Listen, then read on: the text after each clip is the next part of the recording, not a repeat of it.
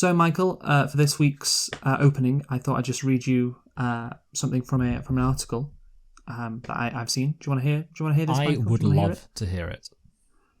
Okay, just something interesting. So, Warner Brothers is in prep for Barbie, starring Margot Robbie and Ryan Gosling, and directed by Greta Gerwig, who co-wrote the screenplay with partner Noah Baumbach. They're also at script stage on a Hot Wheels film. In July, Netflix will shoot the anticipated remount of Masters of the Universe with Kyle Allen starring as the buff blonde He-Man. Universal Pictures is at work on a horror franchise based on the Magic 8 Ball for Blumhouse, and the studio is bringing back Rock'em Sock'em Robots to life with Vin Diesel. At Paramount, Tom Hanks will embody his childhood favourite Major Matt Mason, the astronaut action figure, with a beautiful mind screenwriter Akiva Goldsman, and MGM will put forth Polly Pocket with writer-director Lena Dunham and star Lily Collins. Oh wow, that's incredible! Like, don't you love movies?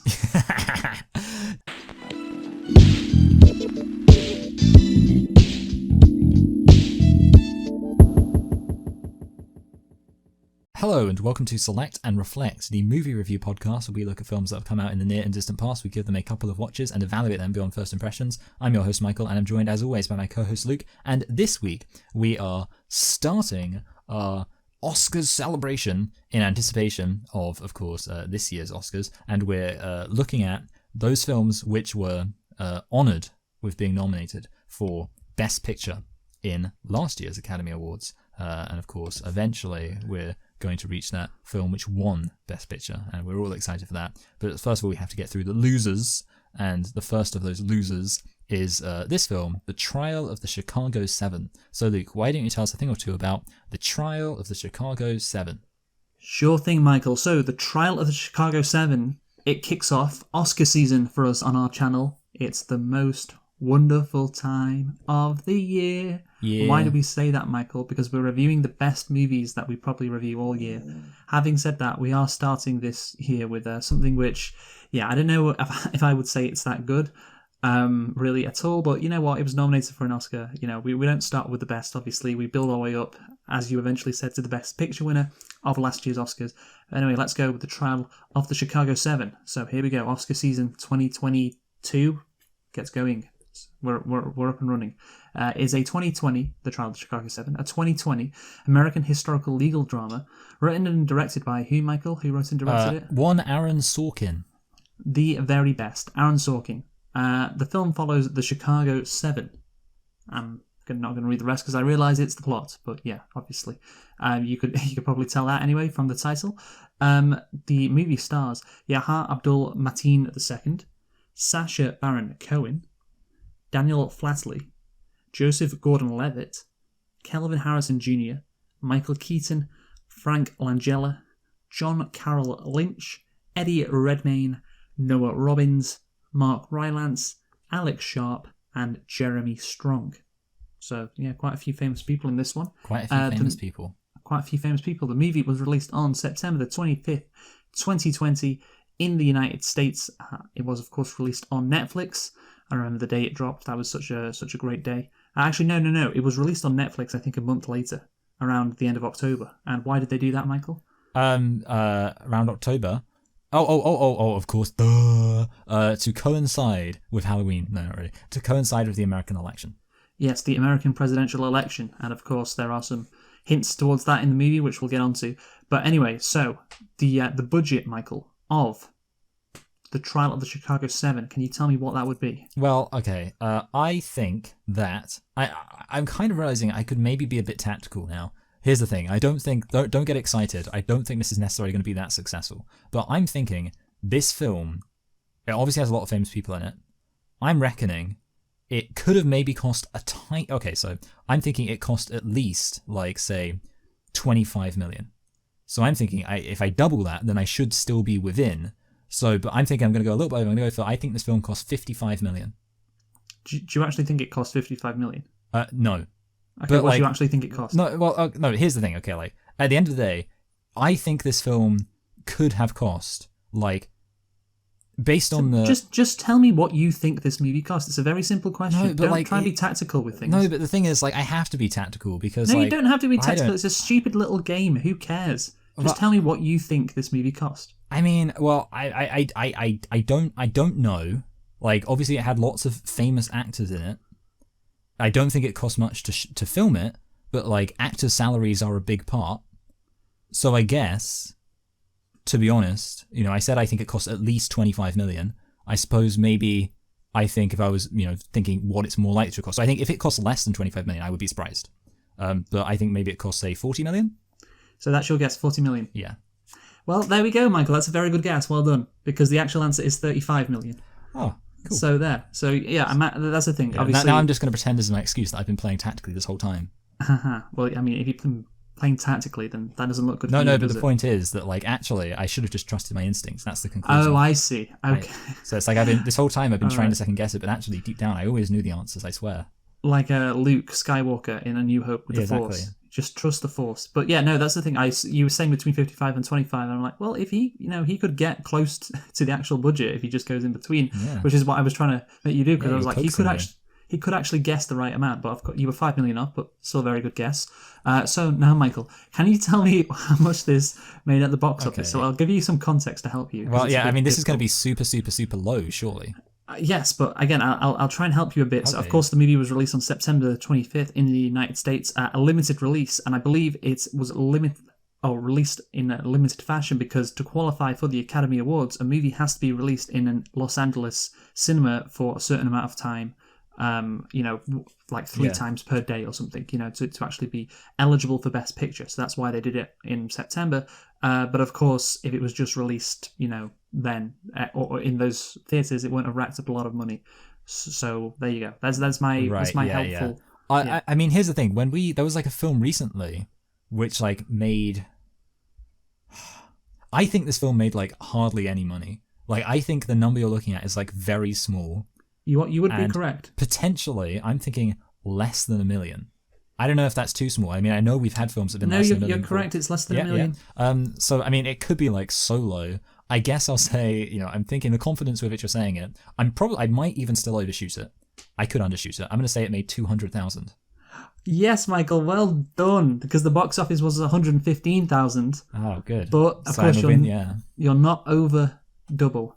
It's not more than double your guess, so you don't get a mark. This is the first time all year that you have not got a mark on your guesses. Either guessing less than half or more than double what the budget or box office was for the movie we are reviewing. So well done, you are a star. You really are. Thank you. So with that out of the way, did we like the Trial of the Chicago 7? So I go first. Yeah, that's why I asked you. Yeah. Sorry, I thought. Yeah. All right. So this film was. It was very lame. The thing is, this film, it was cheesy. The thing is, I found this film an easy watch. Like, kind of, I'm in a situation where it's not like I was sat there being like, oh, this is just, so terrible. It was like easy to watch, and there were a few things I liked. There were definitely some like cheesy moments, and I will admit, like, part of me is, and I think more so than you, I can be a bit susceptible to the emotionally manipulative cheese, which kind of actually enhanced my strict emotional enjoyment of the film. Like, some of the cheesy moments are like, yes. But, like, objectively, this wasn't a good film. I would probably say, on balance, my opinion on it was, I didn't dislike it, but I definitely thought it was very lame and cheesy and not a film of quality.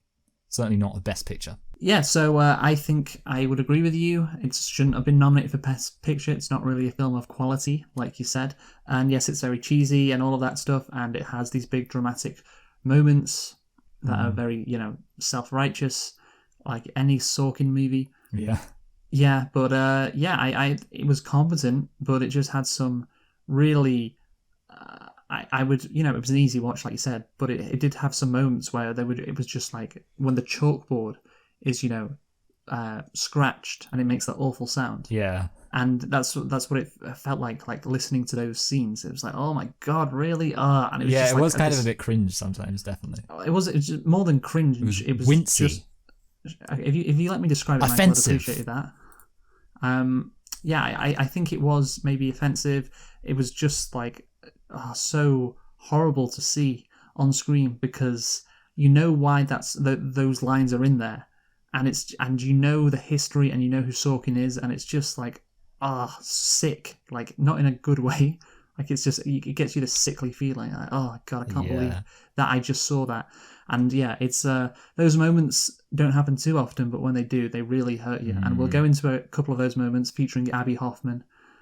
He has a couple of those moments, and also fucking well, it's basically a lot of it is just the end of the movie, to be honest. Yeah, definitely. definitely. The last 10 minutes are really, really bad. Yeah. So yeah. Anyway, so let's get into nitpicks. How many do you have? I have one nitpick and one lit pick.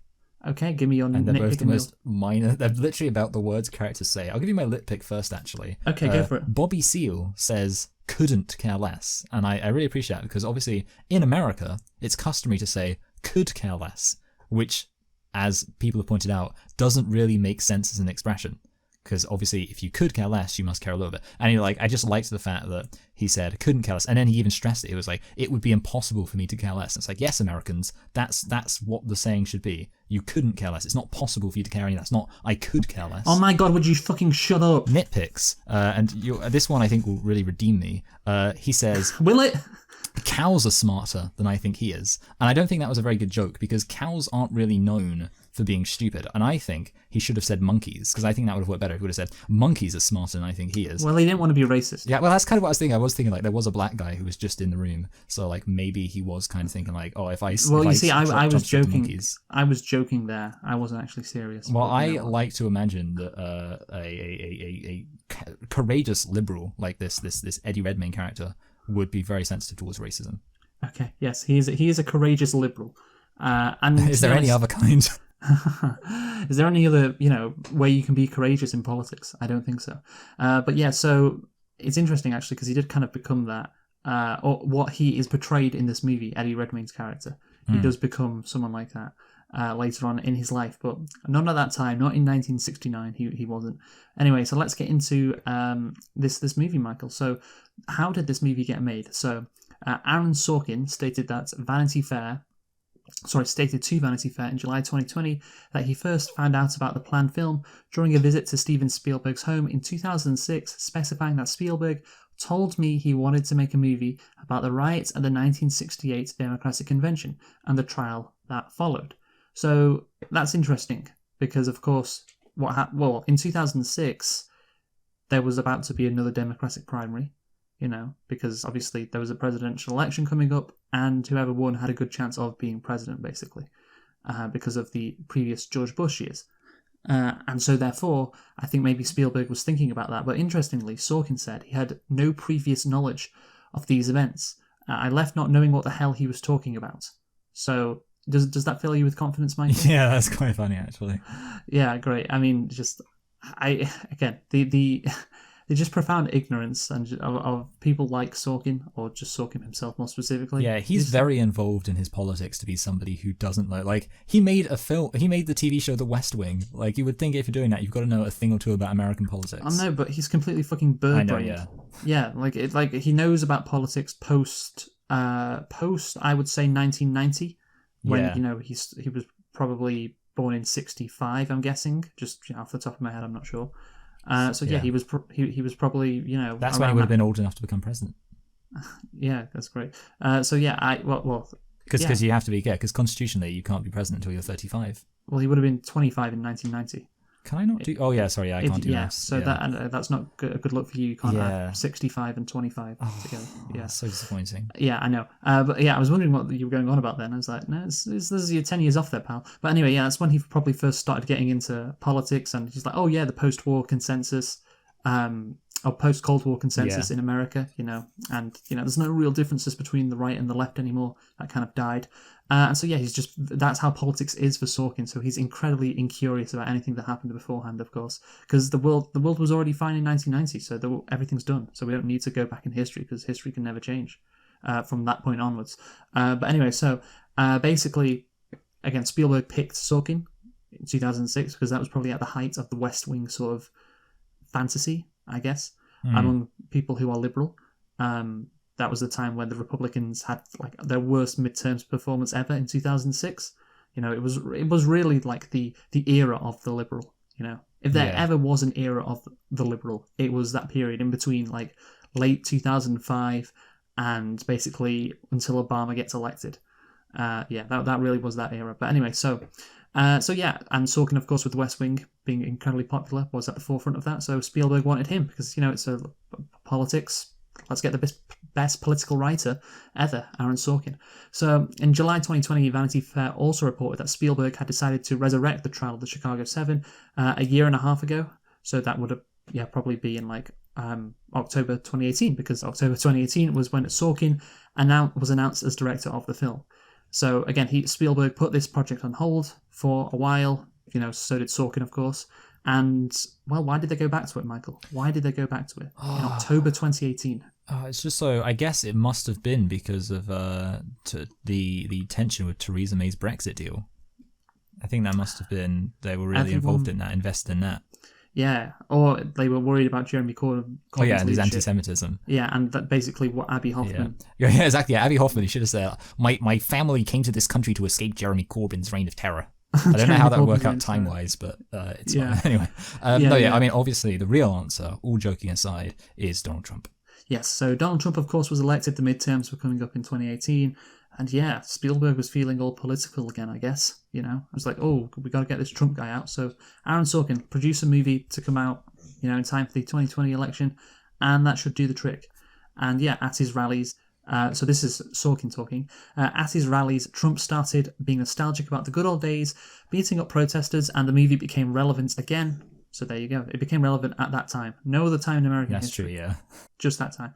At the time, I had no idea how relevant it would come to be with the deaths of George Floyd, Ahmaud Arbery, and Breonna Taylor. Of course, there's a racism angle in the movie with Bobby Seale as well.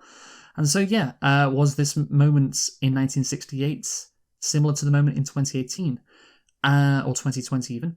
I would say no, not really. Well, I mean, it's kind of funny because Donald Trump, say what you will about him, the one thing he was good at is not getting America involved in pointless wars. Yeah, I mean, he did bomb Mahmoud, Soleimani. I was going to say Ahmadinejad then. I was like, no, the other Iranian guy. Yeah, Soleimani. He did do that. He definitely wasn't, he wasn't totally non-hawkish, but it's kind of like, if anything, it would be more relevant during, well, obviously, the George Bush. That was when we were actually like going full on into the illegal wars. What? That's what I thought, Michael. That's what I thought. I thought this movie would be incredibly relevant back in 2004, say. Yeah, 2004, because of course there was massive anti-war protests around the Iraq War. Not as much as Vietnam, and I think that has to do with the drafting process. Yeah, definitely, yeah. If they would have tried to force people to fight in Iraq. Oh yeah, it would have been massive. But that's really why the Vietnam War was so... had such a cultural influence on America, because basically you had this drafting system where anyone could get drafted to serve in this war, and the Iraq War, every other war after that, you have to sign up for it.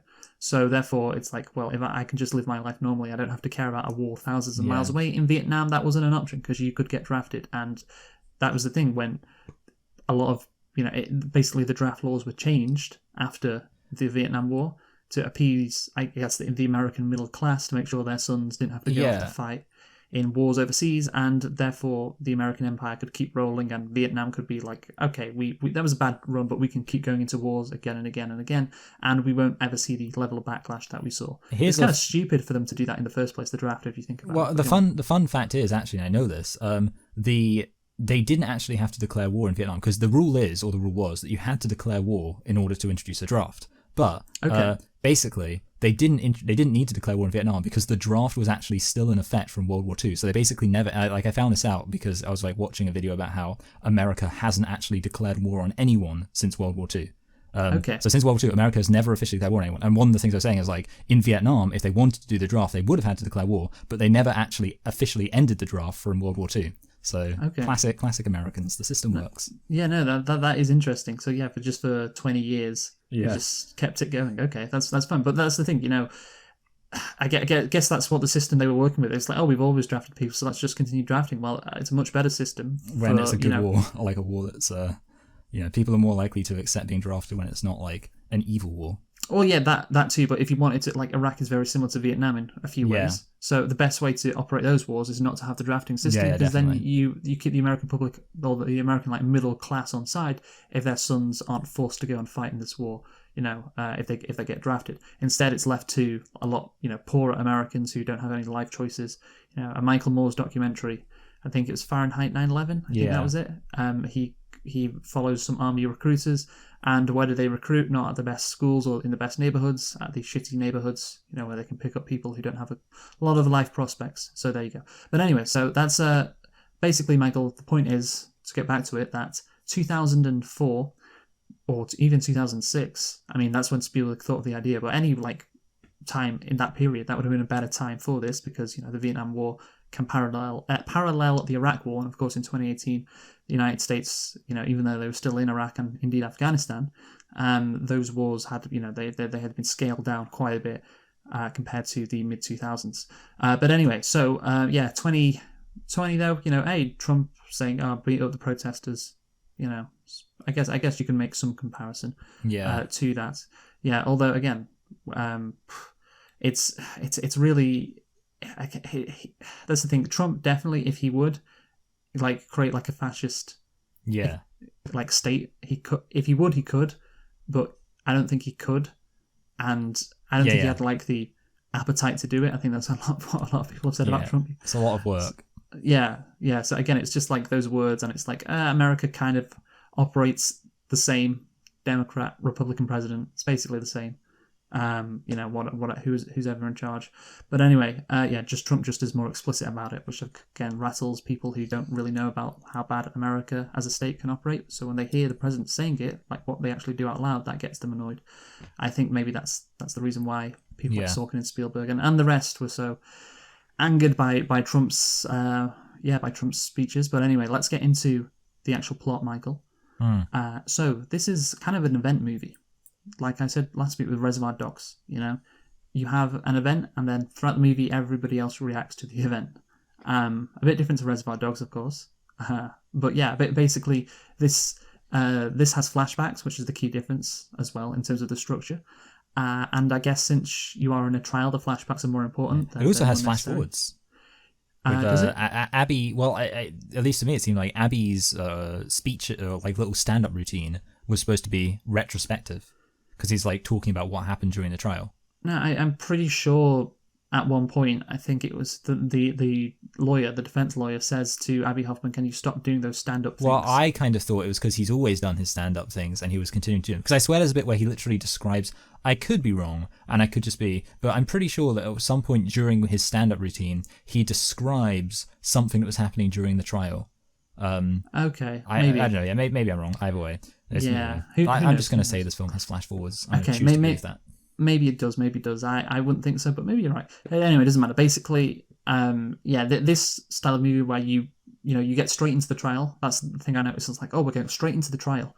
Just like Reservoir Dogs, it's they don't actually show the heist. This movie, they don't actually show what happened in 1968 until they have flashbacks an hour and a half into the movie. That's when the main flashbacks happen. So yeah, you're hanging on every word, trying to find out what happened. And yeah, I guess this movie is helped by the fact that it's a historical event, which is quite interesting. Yeah. So yeah, this of course happened. This trial was a massive trial back in the day. So yeah, I'm surprised that there hasn't been a movie or a big movie made until this point. No, actually. Yeah, that is a good point. No, yeah, I mean, that's I do agree with that. Obviously, I know you're going to get through some of the kind of inaccuracy, yes. But it seems to me at least some of the key beats of this seem to be accurate. And actually, I do think, I've said before, that something I think you can almost credit a film with, and it's a bit weird because most films wouldn't usually credit this, but sometimes when you're watching a historical film, you can almost give it credit for educating you. And obviously it's a bit difficult because so many films are so inaccurate that you almost say well, can you really? Because you kind of have to go and look up whether or not it's true. But it's genuinely obviously I was aware of the whole controversy around Humphrey being chosen, but I really didn't know anything as many details as are presented in this film. And I think that kind of added to the enjoyment. Okay, this is actually really interesting. Yeah, naturally, when you take on a movie like this and a subject like this, you're going to learn interesting things that are true. Some aren't, but some things are true, and things that I think it's very necessary for the general public to perhaps learn. And so yeah, that's good. So and I'm going to praise maybe it's not Sorkin on the movie necessarily, but just like the fact that this movie exists and shows a lot of stuff that went down, and I think that's good. And that, of course, that has to be praised in relation to the movie, even though you're just copying what happened in real life. Because hey, it's good to show this stuff. You didn't have to make the movie. But anyway, so let's get into what happens in the plot. So I'll just read the plot thing off Wikipedia quickly. The film follows the Chicago 7, a group of anti-Vietnam War protesters charged with conspiracy and crossing state lines with the intention of inciting riots at the 1968 Democratic National Convention in Chicago.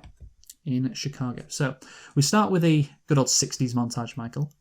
MLK, RFK, all the Ks. All the people JFK. who died. Yes.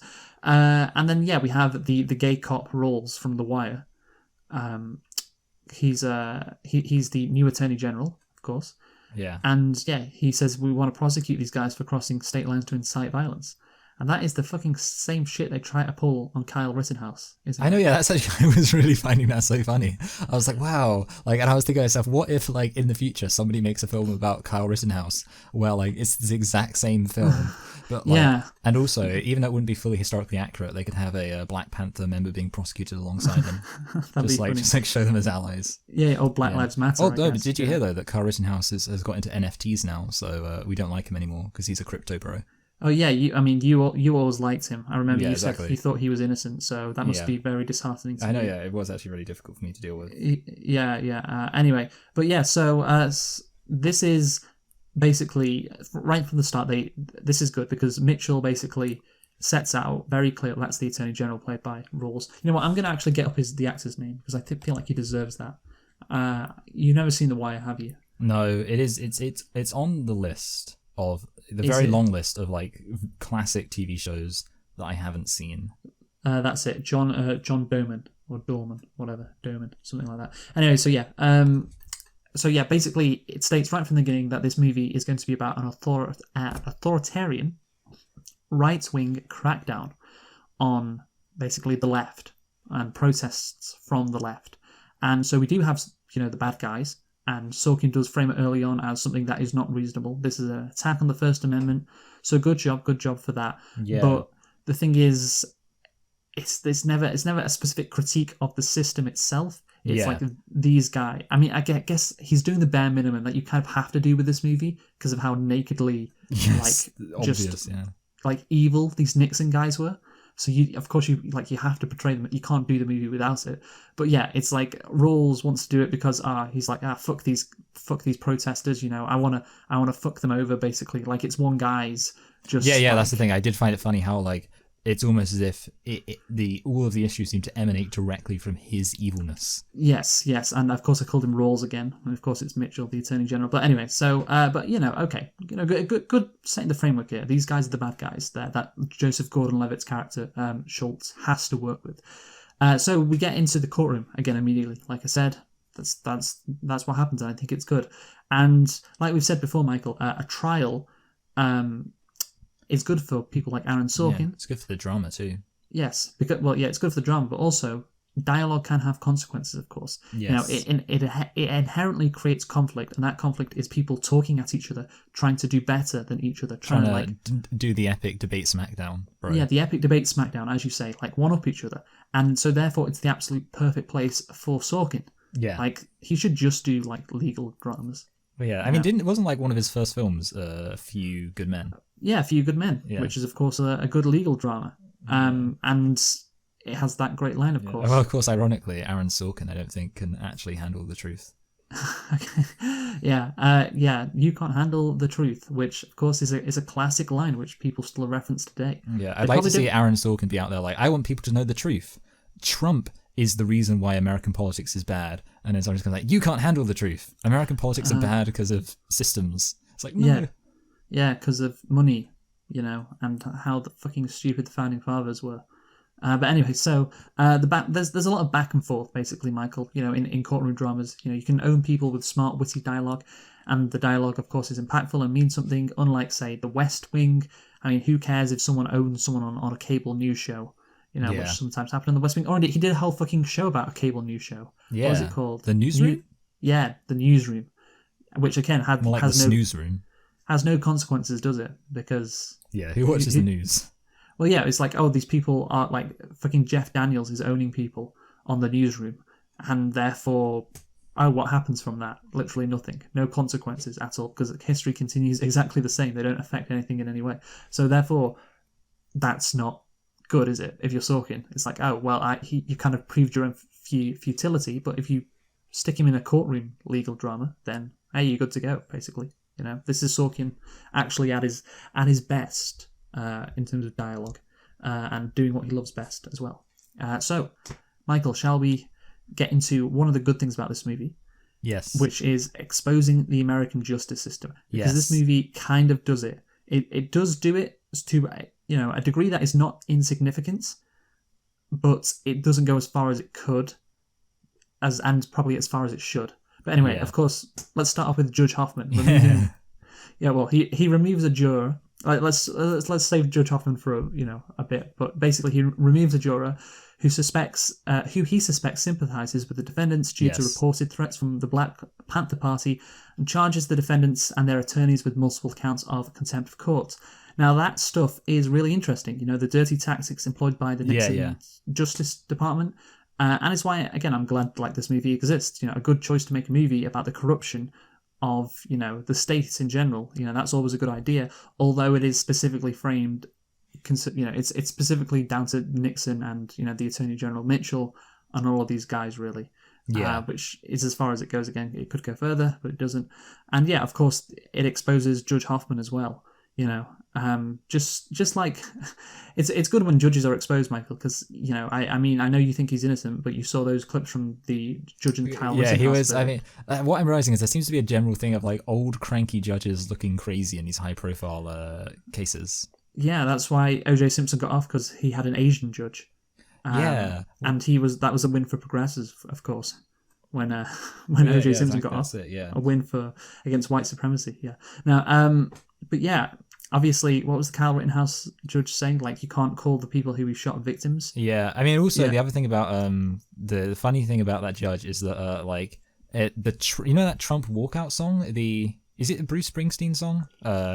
Proud to be an American. Anyway, basically, I'm probably getting completely off, but no, basically, it's the classic Trump walkout song, whichever one it is, and that was his. That was the judge's ringtone, and it rang in the middle of court, and it just started playing this music. I wish I could remember what it is. I don't know if you remember. It's the song which Trump would often kind of come out to in his rallies. Yeah, something like that. Probably the artist told him stop playing it, and he didn't. But yeah, anyway, so what was I going to say? Well, really, you're just kind of touching on these judges being. I mean, this judge, he's not just. It's worth noting, he's not just clearly biased. He's also they also really stress the fact that he's incompetent, with the whole constantly getting people's names wrong, and also that weird interruption about people having the same, the fact there's two people with the same name, Hoffman.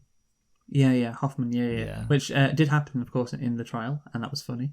But yeah, apparently he was, colluding with the FBI, and again, I like the Ramsey Clark situation, where he's I've just had these I have these people from the Justice Department in my room to tell them that I'm going to testify that the Chicago PD started the riots, not the people on trial. That was a good moment. I like that moment. And then of course the judge, what does he do? Doesn't let the jury hear the testimony, which is just an absolute wild thing to do. Just the testimony, which just, hey, these people are completely innocent. No, the jury ain't allowed to hear that. Of course, again, very similar to the Rittenhouse verdict in one way or another. Basically, again, this is good because hopefully more people know that there are some judges who are just insanely corrupt, and just because they're called Your Honor, doesn't mean they have honor. Exactly, Michael. Exactly. This is good. I mean, you're making a movie about this, exposing corrupt judges, but again, it is only limited to one judge. That's the thing, because there's the line at the end where Sorkin says 8% of people said Judge Hoffman was unqualified. Yeah, and that line is meant to suggest it's this guy was a real fucking rogue guy. This guy isn't the normal. The one guy who this is the one thing we didn't want to happen. The retarded conservative judge. Yes, again, you use the R word again, which I'm glad it's in your vocabulary. That's great. But yeah, so So that's good. So it's good that they're exposing Nixon, even though it's just, or the state, even though it's just Nixon. Like, there's no line from like Abby Hoffman saying, "Ah, this is what the state always does when there's left-wing protesters." There's no line like that. And of course, it's that line at the end of the movie with Judge Hoffman does make it seem like, okay, so it's just this judge who was really corrupt and racist and all of that. It's not a systemic problem really. And of course, this kind of theme continues because there's numerous undercover police officers and FBI agents who testify. Yes. Again, it's good that and break people's hearts. Break people's hearts, yes. Again, it's good that this movie is pointing this stuff out. Like, it's very good. Although the FBI, this is the thing, like they don't go too far with it because the FBI woman, she doesn't actually want escalation. Like, surely that wouldn't be the case, right? Yeah, she would want. Yeah, she'd be like, got to get these lefties behind bars. Yeah, got to get these lefties in trouble. That's my job as a member of the FBI. That's the fucking first thing you learn on day one of FBI in Quantico. Left-wing protesters, try to get as many of them arrested as you possibly can. And so this woman, surely, like, what is she there for? What is she there for, Michael? To get them arrested. To testify against them. To entrap them, yes. To entrap them. And you don't entrap somebody by not telling them to commit a crime. Yeah, exactly, so, therefore, she will not do that. And that's the difference. Like, with Sorkin, he can go for... he can expose how the FBI kind of, meddled within the anti-war, left movement, but you can't go as far as to say, the rank and file of the FBI or the US criminal justice system in general, it behaved poorly, basically, because this woman, she's still got a good heart, she's still a good person, and she works for the FBI. She was just doing her job, Yeah. Yeah. So again, it's good, but again, you could go even further than he did, but he decides not to. He decides to scale back because again, it's all these individual actors, I guess. Would you say? No, yeah, definitely. Yeah, I do think they do, but they atomize it.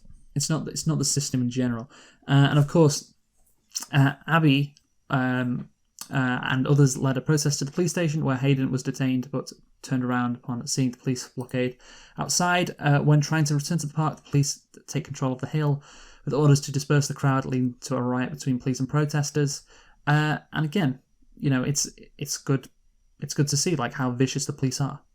It's because the police are really vicious. And again, this is good. This is one of probably the best out of how this whole topic of exposing the American criminal justice system. This is the best, I think, thing that Sorkin does, because the police, there's no good cop in there. There's a good FBI lady, but I'm talking about specifically the Chicago PD. They're just all shown as like merciless thugs who just beat up these protesters and just want to kick the shit out of them.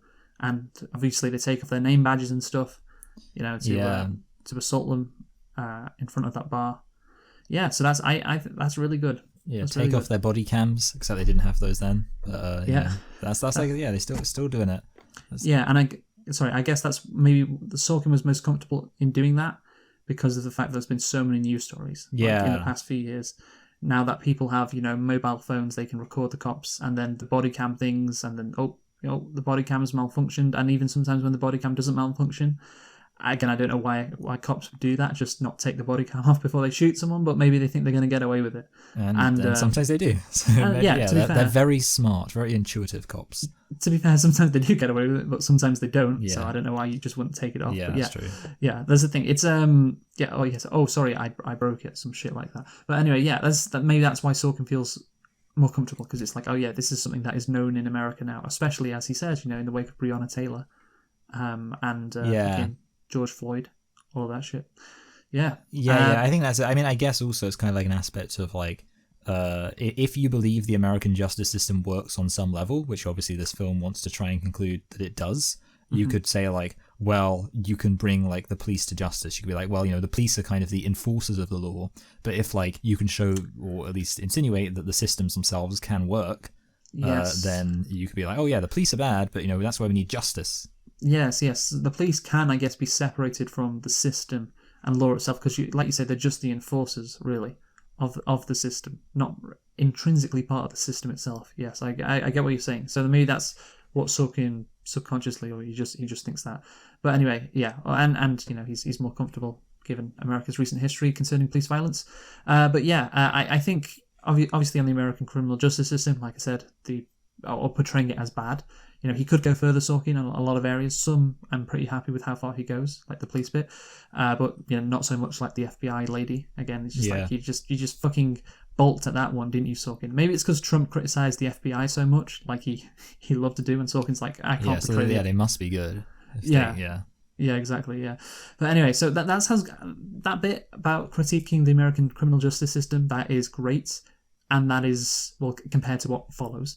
But I guess naturally, while doing a movie like this, you're going to have to do that. So that's in the movie, and that's good. It's it's almost the minimum. Sometimes he goes beyond, but all that it's decent, Michael. It's decent. And after that, it kind of goes downhill. I will say. After that, it does not get better. It just gets quite a bit worse.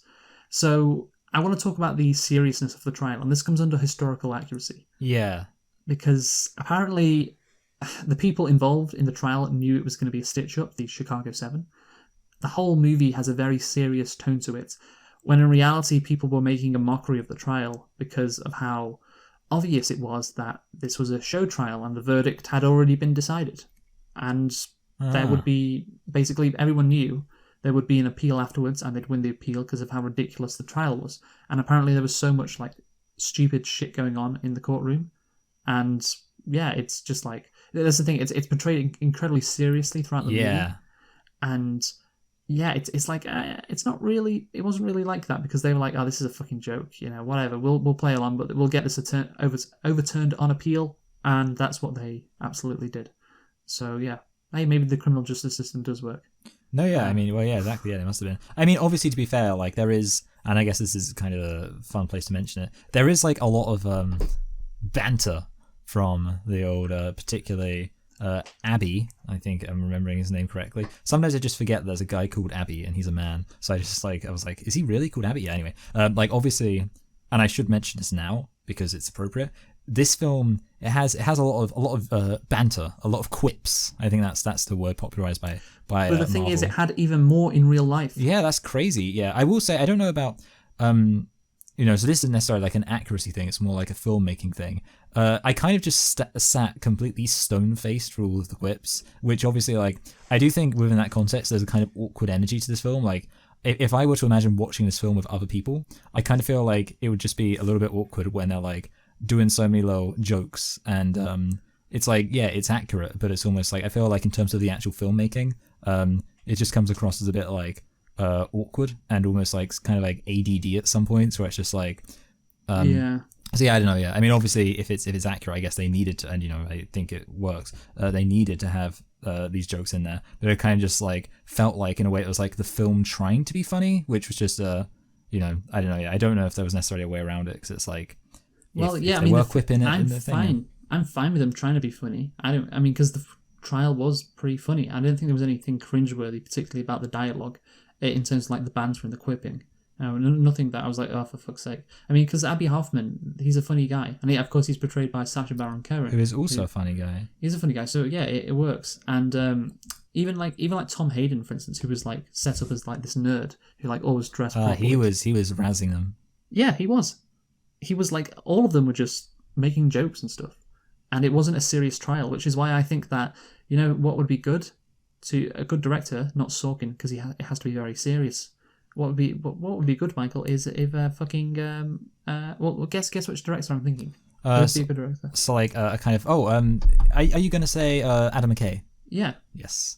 Yeah, because he's very good at basically making a mockery of this situation, and that's what happened in real life. So yeah, just the tone Sorkin's going for doesn't really jive with what happened in reality, basically. So that's one point.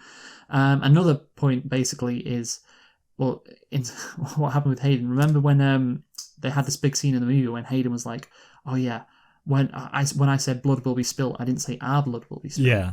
Yeah, and the thing is, Sorkin's saying wording is important, isn't it, Michael? No, yeah, it really is. Because, being a writer is important, and, it's crucial in life, because just one word can mean so much, even though in reality that big thing didn't happen. Oh. So wait, so in what sense didn't it happen? I think he said the line, but there wasn't like a big concern over it. Yeah, yeah. So basically, he said, "Yeah, if our blood's going to be spilled," and yeah. So basically, he didn't say the "our" bit, of course. Oh, so he did say that, but like no one even tried to Well, I imagine the prosecution used it, but they were just, it wasn't like this big thing where it wasn't like this like, massive, like, okay, yeah. oh, you should have said, "Oh, you fucking idiot." It's Yeah. it's like, oh yeah, I should have said, "Oh." Yeah. Again, they kind of knew that the trial was just a joke. Again, that's important to re-emphasize. And I think that moment in the movie is incredibly serious. I think Eddie Redmayne's character says like, "We're fighting for our lives" at one point in the movie as well, which again isn't true because they only spend 5 years in federal prison. So even like if you get sentenced, that's not your life, of course. Yeah, that's true. Yeah. Yeah, even though prison, of course, is awful and they shouldn't be in prison, but it wasn't like they were fighting for their lives specifically. Yeah, and also, the whole fucking seriousness of it was just overblown. But anyway, let's get into the character, Michael, of Schultz, played by Joseph Gordon-Levitt. Are you ready for this? I'm ready. Is there like some big, incredible thing? Well, yeah. Apparently, he was a racist. Okay. I'm not trying to sound too skeptical, but I'm just wondering, what evidence do you have before you besmirch this good man's name? What evidence do you have of his racism? His alleged racism, sorry.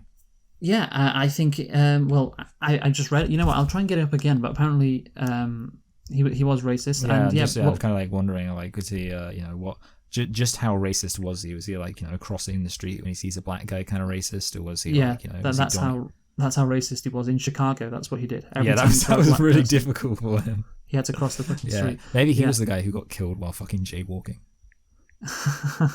maybe indeed.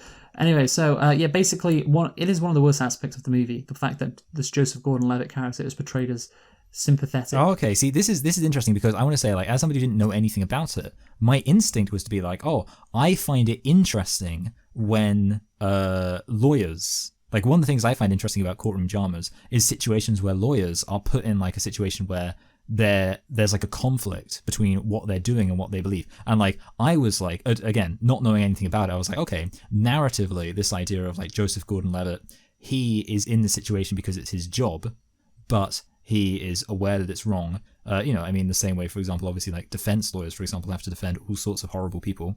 Obviously, there's also in Philadelphia, a film which you were mentioning recently, I believe I'm correct in saying that I'm blanking on his name, Denzel Washington's character is homophobic, but he defends the gay person. So I was like, oh, I like this idea of like a lawyer having to defend their client when their interest, or in this case, prosecute a client when their interests are contradictory to them. Yeah, but like... You got Sorkin brain. But now I'm finding out that he was a racist, and it ruins the film. Yeah, so the trial of the Chicago 7, this is a reliable website, meow.com. Okay. Written by Catgirls. Neither K. So who was the real Richard Schultz? How the film whitewashes government's pitbull. Richard Schultz was in reality the government's pitbull and was convinced the defendants wanted to destroy the government. Basically, it goes on here and says that all of this is just awful. At certain points, we've shown Schultz being more level-headed than his fellow prosecutor. He is shown looking uncomfortable when Bobby Seale is brought into the courtroom, bound and gagged. We're going to talk about that in a sec. In reality, Schultz was convinced the defendants travelled to Chicago with the intent to destroy the government. Schultz was the government's pitbull as opposed to the composed professional that Tom Foreign was. Lucas described how Schultz's thick lips would twist into a snarl and he would leap towards the lectern, denouncing the defendants of their attorneys for some unspeakable new crime. Schultz... I'm just looking here. It doesn't go into detail. I remember seeing stuff at the time that he was racist, and basically he was not calm and reasonable, as I just read out. And he's portrayed by Sorkin as, someone completely different. Like a journalist at the trial, I remember they said he was like, he had oppressive rage. That was the phrase they used to describe this guy. Not what you see, is not it? Calm and. So the question is, Michael, why did Sorkin do this? Because if he was also an awful person, then, I think it would be like, oh shit, this whole system is wrong. Yeah. Because, you've got Nixon and the judge, or Nixon's, fucking Department of Justice and this judge. If it was another person, suddenly things look a lot worse. Like if Joseph Gordon-Levitt was actually portrayed like as the bad guy, then for the fucking judge, the fucking president, the fucking lawyers, it would be like, oh fucking hell. This shit is really wild, and you have to have this character in that seems more reasonable, even though I don't think he was even the lead prosecutor. I think the other guy was. So yeah, it's really strange why Sorkin did this, but then you realize it's like, basically he wants to make the people who were responsible for this sham trial, make the people responsible as narrow as possible. And you need to have this character. Maybe it works for, a cinematic purpose as well. But yeah, also just because it's like, oh shit, like we have an awful administration, a corrupt judge, but if also the prosecutor's just like out of a fucking comic book, like a comic book villain, then things aren't looking good for the fucking American criminal justice system, do they? Yeah. I mean, obviously, I do think. I mean, obviously, initially, I was like, "Oh, it's interesting from a narrative standpoint," and I think, being charitable, which obviously we don't. There's no reason necessarily to be, but yeah, you could say, well, also it does have like a bit more narrative intrigue to be like, oh, you've got like conflict, because obviously, as your hero George R. R. Martin once said, a good story is the human heart in conflict with itself. Is that what he said? He did actually say that, yeah. People like to quote it all the time, like whenever they're talking about like good writing in Game of Thrones, or I guess also comparing it to bad writing, they'll like refer to that quote of his about, good story is the human heart in conflict with itself. Okay. Well, anyway, so let's get into Bobby Seale now, Michael. Bobby Seale, because the racism in this movie is obviously pretty obvious, and the thing is, it doesn't really go as far as it could. I thought you were going to say that. Oh, you did? Or just because, I thought you were like, the racism in this movie is pretty obvious, but it's not obvious enough. Yeah, I know. That's what I was thinking while watching the movie, because I knew a bit about Bobby Seale. I'm pretty sure he was gagged for longer than just like 2 minutes. Yeah, that's literally what all it is. And yeah, I think he was gagged for 3 days. And yeah, basically, so let's get into the historical inaccuracy and accuracy of this. Yeah. So Judge Hoffman did not let him have a trial, of course. That bit is accurate. Didn't let him have his lawyer. Yeah.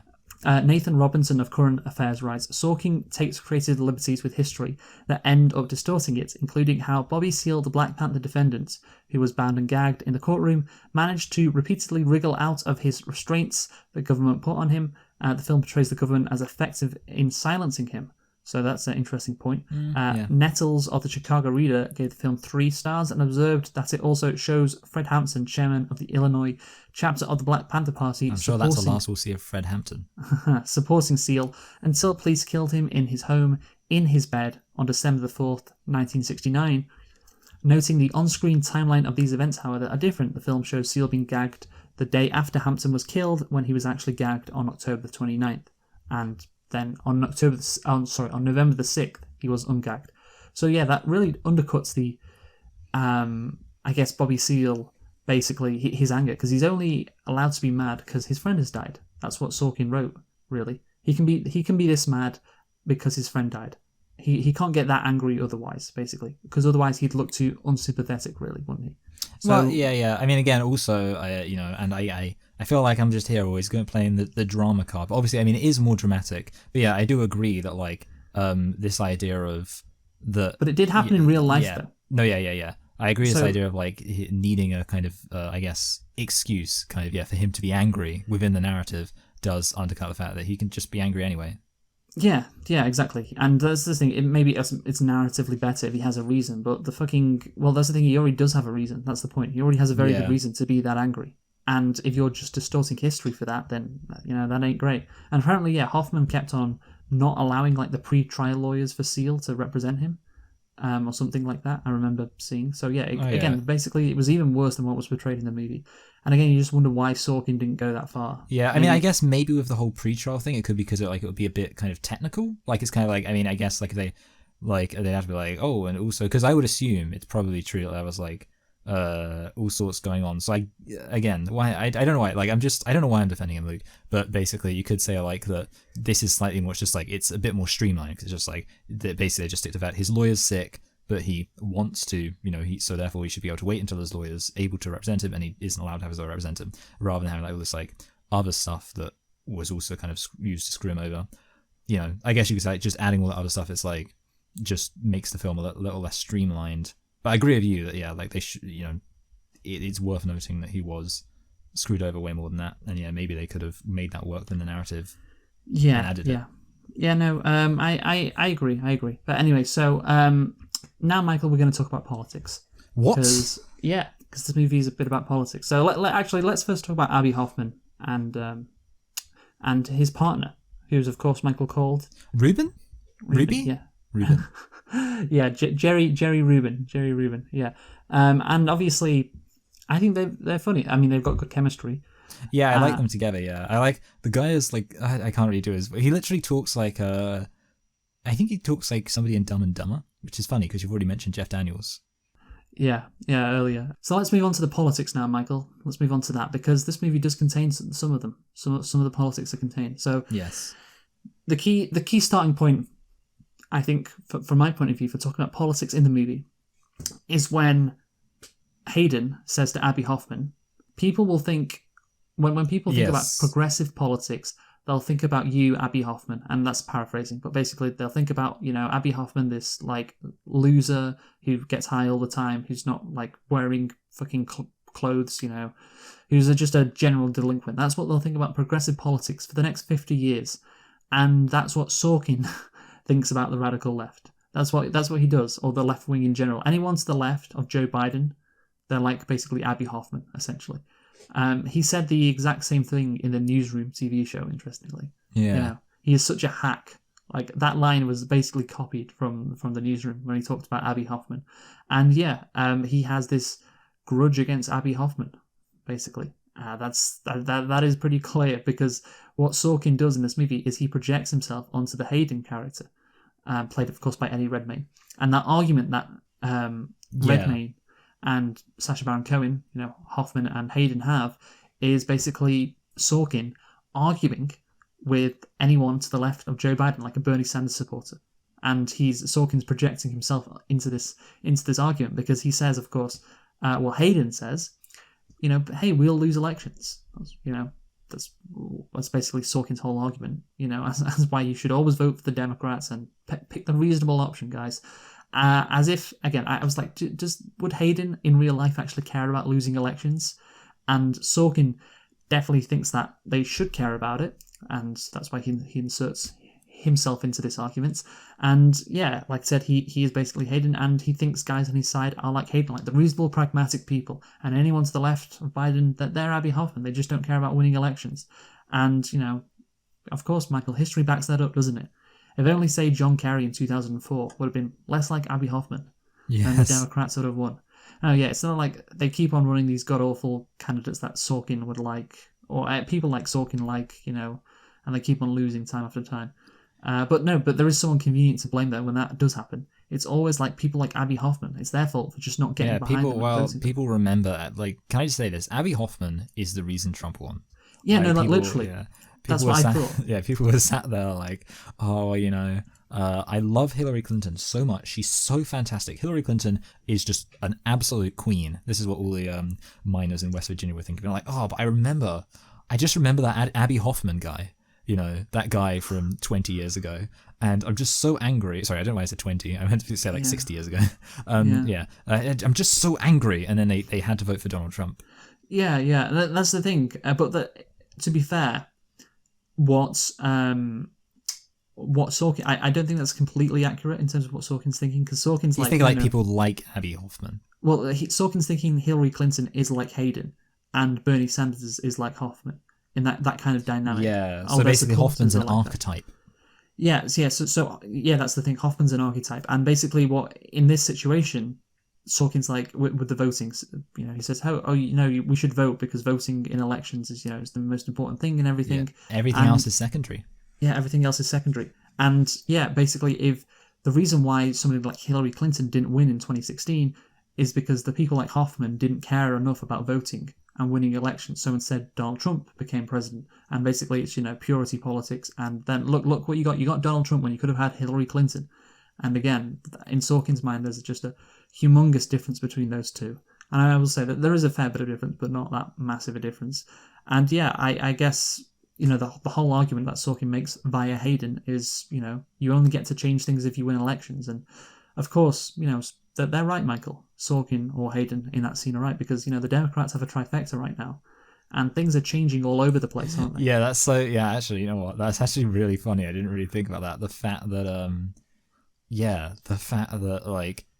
they've finally done it. They've won an election with this candidate, and Biden's got in. They control the House. They control the Senate. Let's get to work. It's finally Eddie Redmayne's dream. Yeah, Eddie Redmayne would in that scene would love that, as would Sorkin. Hey, we finally got all of these people together, and so yeah, let's now we can now pass stuff to do with education and poverty and equality. You know, the Voting Rights Act that was passed ages ago.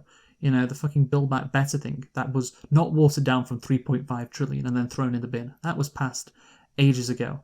And the fucking, I don't know what else. The point is, Michael, none of that shit's happened. Yes. And it's all the fault of two people, Kristen Sinema and Joe Manchin. If they just weren't there, oh god damn it. Then everything would be fixed. Yeah, if we just had a couple more senators as well. Oh, it's so frustrating. Yeah, so what you're saying, I think I'm right now saying what you're saying is that it's all Sacha Baron Cohen's fault. Because if he wasn't around, then we would have Democrats would have won by even more. Basically, it's Bernie Sanders and I know it. Yeah. It's all the left wing people. If the left wing people hadn't been around, then the left wing people just need to vote. Basically, people like Abby Hoffman need to fucking realize that you've just got to vote, and that's how you change things. So basically, anyone to the left of Joe Biden, that candidate, people think, oh, that's Abby Hoffman. Yeah. But when a rational moderate like Hillary Clinton or say John Kerry in 2004 gets nominated, who is like Hayden in this instance, the problem isn't they're unpopular. The problem is that the people who are like Abby Hoffman then don't vote for those people. And so that's the problem. So they should. So basically, people like Abby Hoffman can't get elected. People to the left of Biden or Clinton, they can't get elected. And so they should just basically accept they got to vote for someone like, Hayden, I guess, even though he's a lot more left-wing than like Hillary Clinton or John Kerry. Because that's the only way you can get change. And it's incredible that I still have to explain that to you. And again, he's totally nailed it because we have John Kerry. Sorry, not John. We have, of course, a Democratic trifecta with Joe Biden in the White House, like you said, and everything's going great. But that's the thing, even back in the day, you can say, 50-50, it's all, there's an argument to be made, a couple more senators would make a difference. But even when the Democrats had like 60 senators back in 2009, they didn't pass anything meaningful. Like, they just operated like how the Congress has always operated. And the only good reason to have Democrats in charge right now of the Senate and the House is that the American government can keep like running effectively. Like they can just keep passing stuff to stop like the government just shutting down like it has done in the past, and that's the only difference I think between if the Democrats had the House or the Republicans had the House. So the point is, like Sorkin released this in like October 2020 ahead of the November elections, and it was a clear message like, hey, you better go out and vote for fucking go out and vote because that's how the difference is made. If you want to see change, even though if you don't like the candidate, vote for fucking Biden, because that's it might be all the way, but it'll be a significant way, and just barely anything's happened. And I remember there was an Onion article that was in 2020 in October when the movie came out, was like controversial ending to Aaron Sorkin defends controversial ending of trial of the Chicago 7 with Abby Hoffman saying vote for Joe Biden, Again, it could have happened because let's talk about now the sanitization of Abby Hoffman. Yes, I do want to talk about this. Actually, well, hold on. Actually, I wanted to, because I think this is more related to what you were just saying, which is what we're going to talk about the whole like thing where literally this film starts off with somebody talking about how Humphreys isn't even that difficult. It isn't even that different from the Republicans, and how that almost like seems to be like a central like almost totally lacking self-awareness contradiction at the center of this film. That the whole thing of this film is these people who realize that the Democrats can literally be just as right-wing as the Republicans, and when that happens, the left need to protest. They need to object. And that seems to be like the whole point of like that's the whole instigation for the film, and yet Aaron Sorkin seems to reject that central message.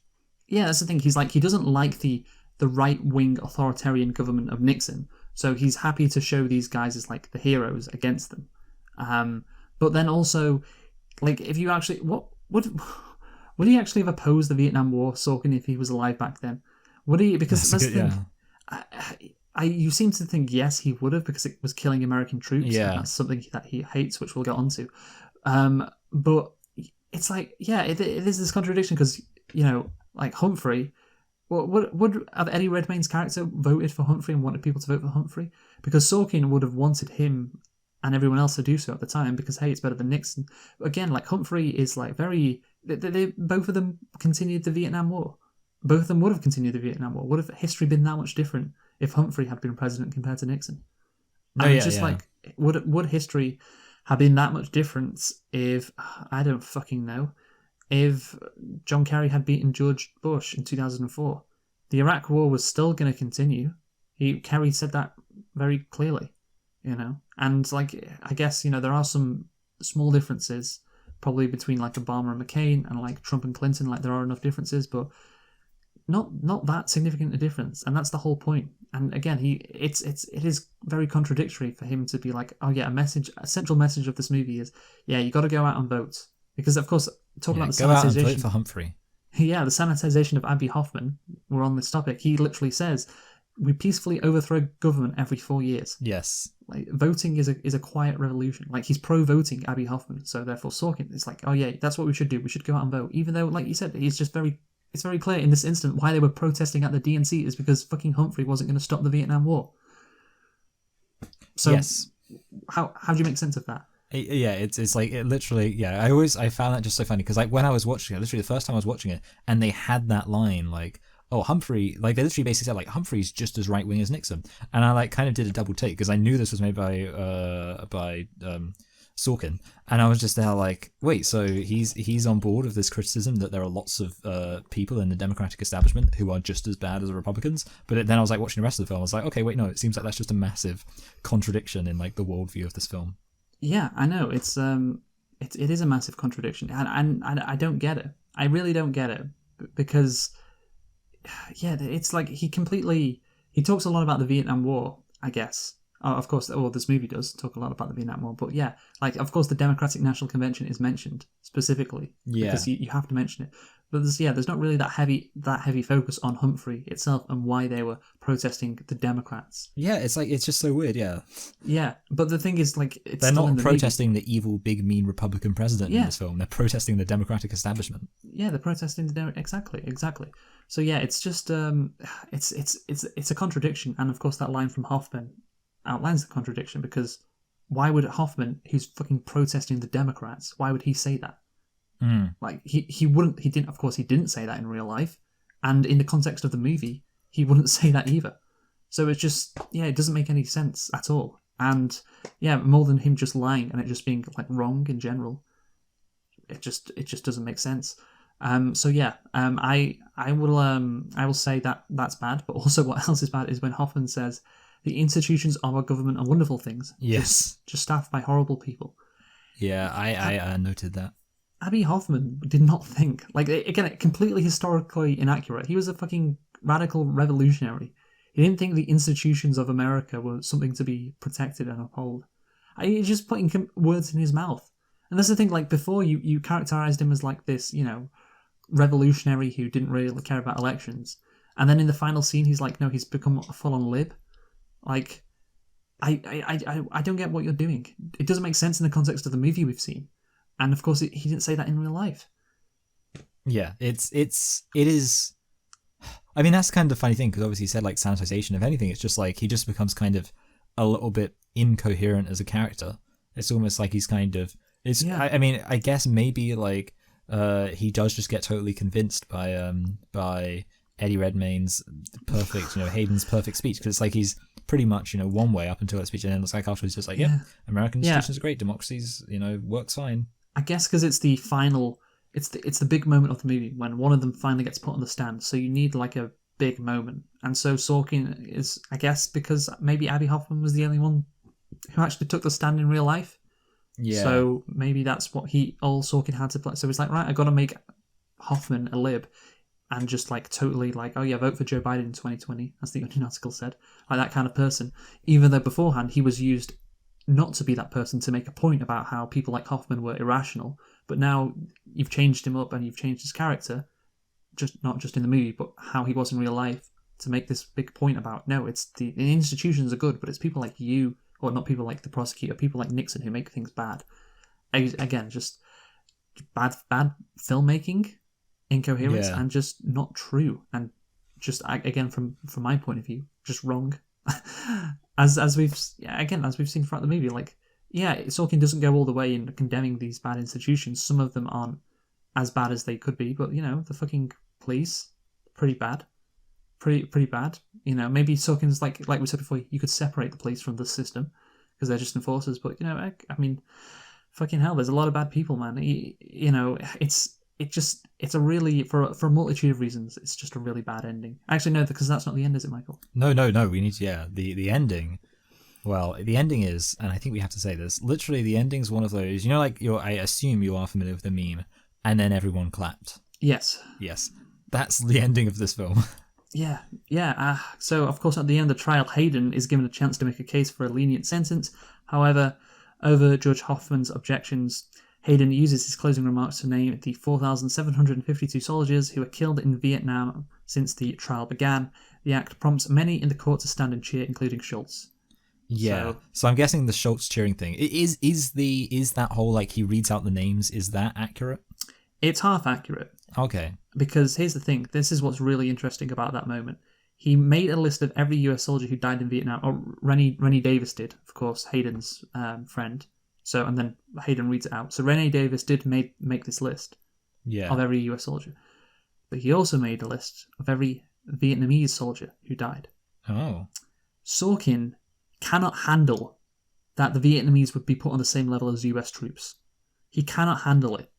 It is just the most egregious omission. That's actually quite... It's because I was actually thinking that when I was watching... That's actually really funny, because when I was watching this, I was thinking to myself, like, okay, I get that, like, American soldiers are dying, and that is a bad thing, and obviously I understand the idea that the nature of national politics is you care more about your own direct nation, but it's pretty obvious that one of the main problems with the Vietnam War is not the US troops dying, it's the Vietnamese people being mass murdered. And like I was like, you know what, I can tolerate like this focus on the US draft and like, the US soldiers who are dying. But yeah, so he actually came up with a list of Vietnamese victims in real life. Yeah. So this is from Wikipedia.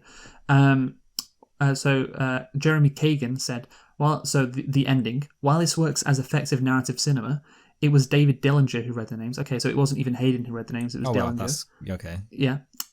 Again, but Hayden is Sorkin's stand-in, so... Yeah, well, also, they knew that actor couldn't be in two fantastic world-class endings to films. Who? He's I don't know who the actor is, but he's also in Fargo. He's the husband in Fargo. Oh, yeah. His name is John Carroll Lynch. I was just about to say that. John Carroll Lynch. Because I recently watched the Zodiac Killer movie.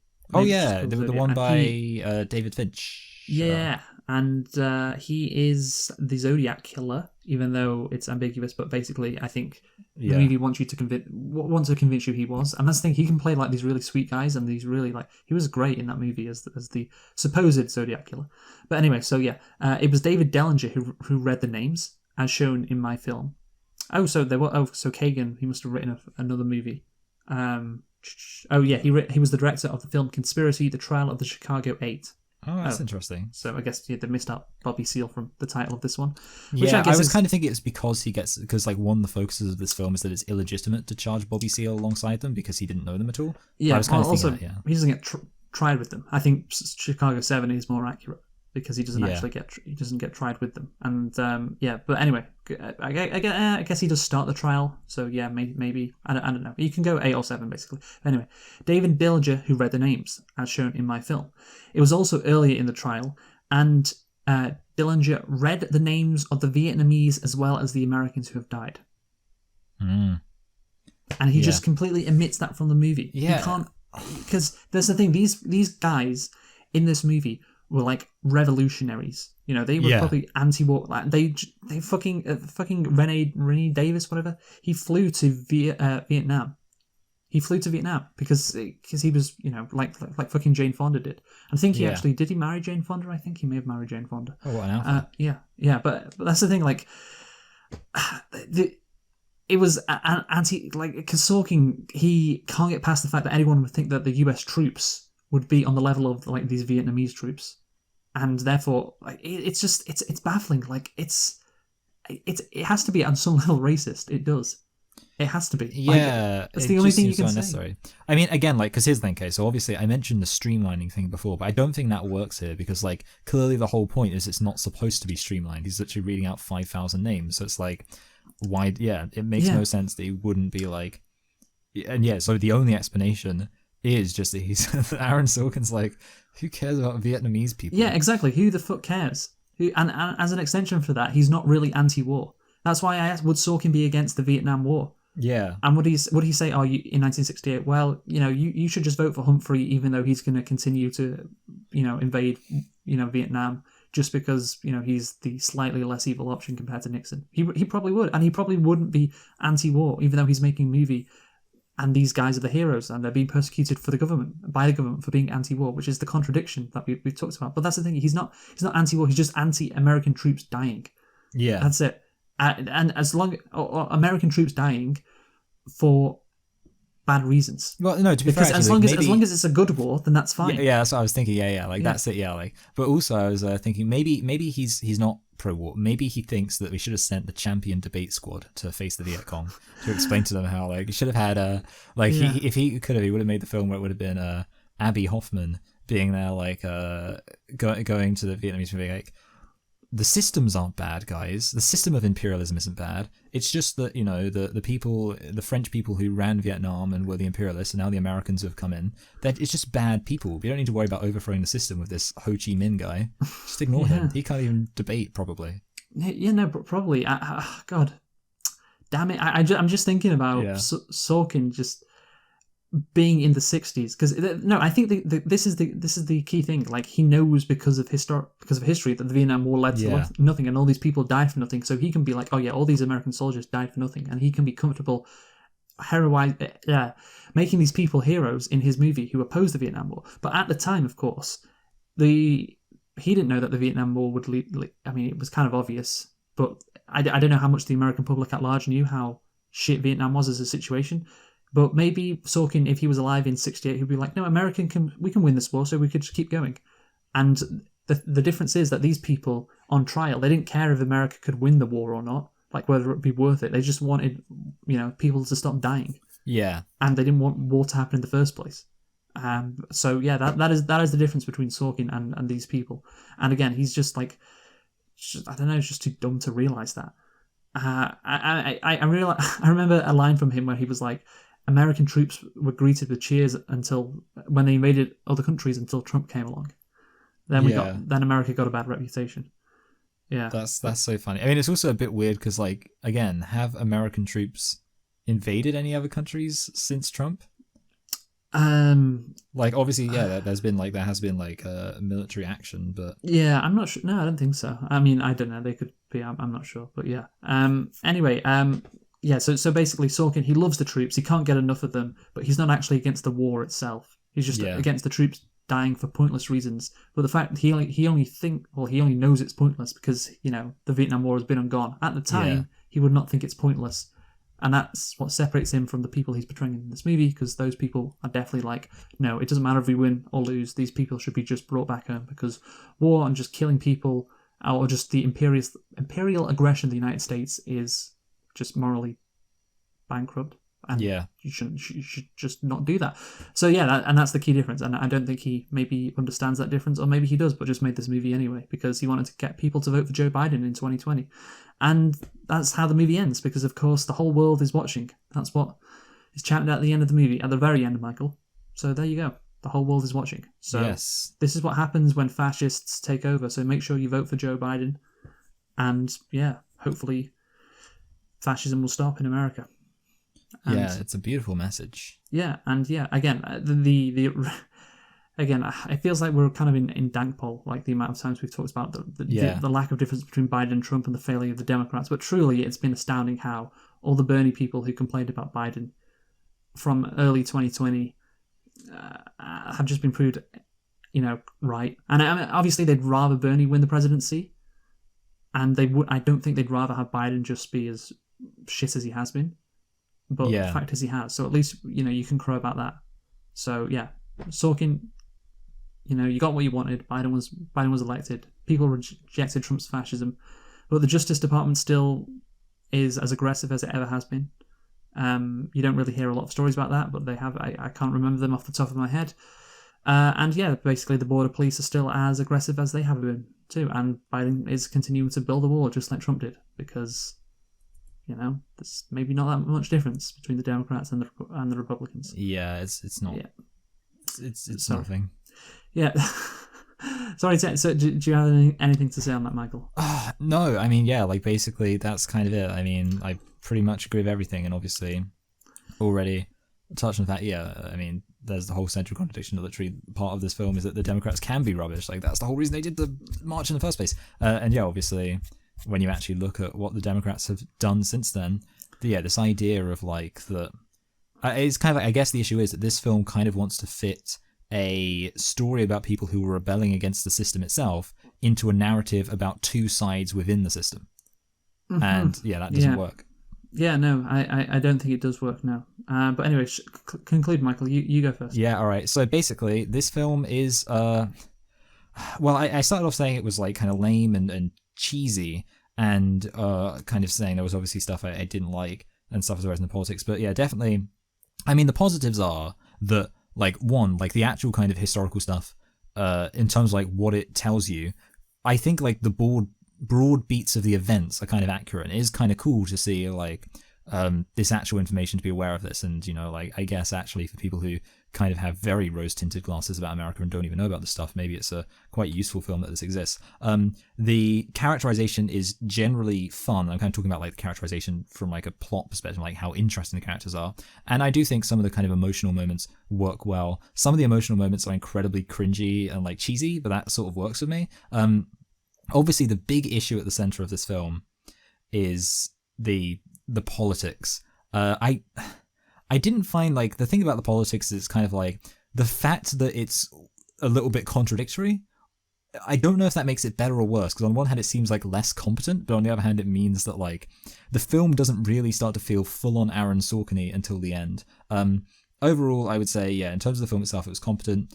The politics and the messaging, I liked some aspects of it, but then it undercut itself a lot. I'm not going to probably give this film as harsh a rating as you are. I said I thought this film was fine, which would imply a 5. I'm actually going to say, because of like I think just the incoherence of like the contradictory nature of the politics, that definitely knocks it back. I'm going to give this film though a 4.5, and the positives are the fact that I do think it is an entertaining film. It's also a very easy watch, which I think I already said. Like you can just watch this film and kind of like To be honest, I'm going to give it a 4 as well. Okay, yeah. So not that much different to you. I mean, that's still quite a low rating, a 4 for best picture. Yeah, exactly. Yeah, but yeah, again, I think again it does go downhill at a certain point, because the first chunk of the movie, it's like, oh yeah, let's expose the American criminal justice system, even though Sorkin, like we said, doesn't go as far as he could in some places. But yeah, like it's a competent movie, like the good performances. We didn't mention Jeremy Strong's and Sacha Baron Cohen's performances; they were good. Apparently, fucking Abby Hoffman said that the judge would would help the Nazis because he was Jewish as well. That's quite funny, yeah. Yeah. So again, just something I missed. But again, yeah, the performances from those guys are good. Again, there's always that thing of like, you could go further. You could go even further with how disrespectful they were to the judge. Rightly though, of course. But yeah, that's if the movie was just that, I would probably give it like a 7 out of 10. But then there's the issues of the fact that there's the historical inaccuracy with Bobby Seale. It's not the best, but okay, you can perhaps forgive it as you try to do. Like a hero. But really, what brings it down, the projection politics, Sorkin inserting himself, battling with people to the left of Biden with the fucking Hayden and Abby Hoffman argument. It's just he's not right. What he's saying, and also it's just like incredibly cringy to do it. That's what I said before in those moments, which made me feel sick. It's like, oh god, it's cringy and you're wrong. It just makes me like want to throw up, Michael, metaphorically, of course. And then there's the sanitization of Abby Hoffman, which again contradicts his character up until then, and again is wrong, and it's not what he'd say in real life. And then at the end of the trial, just like completely dismissing these guys, like he can't see eye to eye with them with the Vietnam stuff, so he just like erases the fact that they also mourned the Vietnamese soldiers who died. It's because he's not actually anti-war, and Yeah, that's you think a change that big with that many implications, he'd come to that moment while writing the script and be like, maybe I don't really agree with these guys at all, and maybe I shouldn't make this movie. But maybe he was too far into it at that point. He was like, right, I'll keep going. I'll just change who this it might seem like a small detail, but it's a pretty big fucking detail to change. Because then it shows who these people actually are compared to what Sorkin wants to portray them as. And yeah, he just changed it, which is just shit. So that knocks it down again. And yeah, and I think it's, that's the thing. Like, for this movie, really, for about an hour and like 20 minutes, it's fine, and then it goes downhill, and then at the end, it just hits rock bottom. And you know what, Michael? Actually, it's not going to be a 4. It's going to be 3.5. Wow. 3.5. I was just like, you know what? Fuck you even more for that. Because this could have been a lot better of a movie than it was, with better politics. And yeah, so to conclude, overall, Michael, this movie was shit. Because Sorkin had to stick his fingers in the pie. He couldn't just let things go. But yeah, he ruined it, in my opinion, with his Sorkin-esque politics, I guess. So what are we doing next week, Michael? Well, obviously in this film, it features Fred Hampton, the person who was we're killed, doing the Sound of Metal. And I was setting up for a little what's the word? Joke. A misdirection. I was going to be like, so really stressing the Black Panther thing, and I was like, so obviously we're doing Sound of Metal, but it didn't. A joke. Yeah, I mean, because right, whatever. Right, we'll see you next week for the Sound of Metal. Who've you been, Michael? I've been Michael. I've been Luke. Thanks for listening, and goodbye. Goodbye.